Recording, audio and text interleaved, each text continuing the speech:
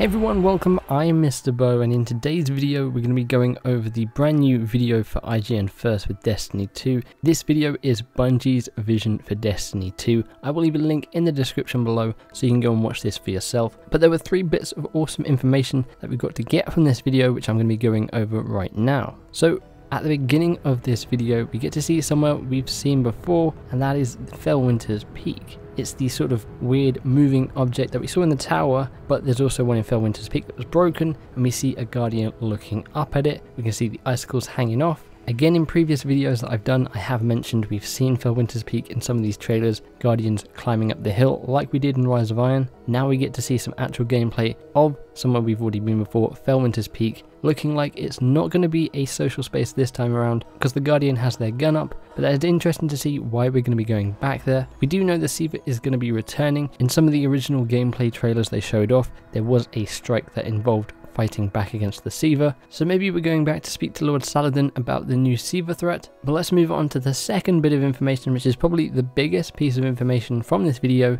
is that in certain activities your loadouts are going to be locked. So before you go into them, you're going to need to make sure you've got your correct weapons on, your correct armor on, because as soon as you start that activity, you're not going to be able to change what you've got on you. Now, they didn't actually say what activities these are going to be. We don't know if it's maybe some sort of Crucible based activities, maybe the brand new Trials of Osiris, or maybe this is the new version of the hard raid. Maybe you have to think about your loadout before you go into an encounter, and then maybe after every encounter you can switch around. But I think this is a really neat addition. It's going to bring more challenge to these activities, whatever they are. You'll see people in Destiny 1 play either Crucible or a Strike or something and realise, okay, these guns that I've got on me aren't really best suited for this activity that I'm on. Let's just hide behind a rock, change them out quickly, and then play again. That's not going to be the case anymore, so I'm excited to see how this will actually work in game. And the final bit of cool information we got was a look at the map for Nessus, one of the locations in Destiny 2, and we can see some nodes and things on here which give us hints about what we can expect. So the first cool thing here is we can now see public event timers. You can see where the public events are on this location and how long they have left on them, letting you know if you've got enough time to go and actually participate in them. So that's really cool. That was something before we'd have to go to an external website to find out when these public events were happening, so it's nice we don't have to do that anymore. Along with that, it will also tell you the potential rewards you can get from the activity. For instance, in this image we have the public event incoming, the Watcher's Grove, Arcadian Valley, no public events completed in this location, and the public event starts in 3 minutes 15 seconds, and the potential rewards are rare gear and legendary gear.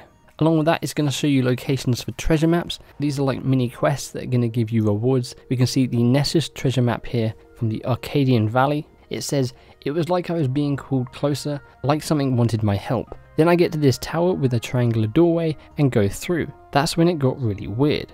So this is possibly some sort of clue as to what you need to find. You then need to search the patrol area until you find somewhere similar, go through, and you're perhaps then given the next clue. And then we get a look at some information about an adventure in this patrol location as well. This one is called Release, the Tangle at the Arcadian Valley. The Vex appear to be capturing the Fallen and fail safe once it's stopped. Now it says combatant power 90, so this is obviously the light level you need to actually participate in this adventure. But is light level now called combatant power? We don't really know. And then again, you can see rewards, you get some rare gear for completing this adventure. Now on the map we can also see a load of other icons for other various activities we can do in patrol. Now we don't know what some of these are, but they might be things like lost sectors as well as campaign missions. So there you have it, those are 3 brand new pieces of information from Bungie's Vision for Destiny 2 by IGN. Again, I'll leave a link in the description below so you guys can go and watch it for yourself. Let me know what you guys think about returning to Felwinters Peak. What do you think about locked loadouts for certain activities? Is that something you're excited for? And what do you think about the new map feature in Destiny 2? Do you think it's going to make you explore patrol a lot more often with these new activities and adventures to participate in when you go onto that destination? Let me know in the comments below, I'd love to hear. If you enjoyed this video, feel free to give the like button a big old hug and subscribe for more Destiny 2 content and coverage. Hope you guys have an awesome day, thanks for hanging out, and I'll catch you in the next one. Bye bye.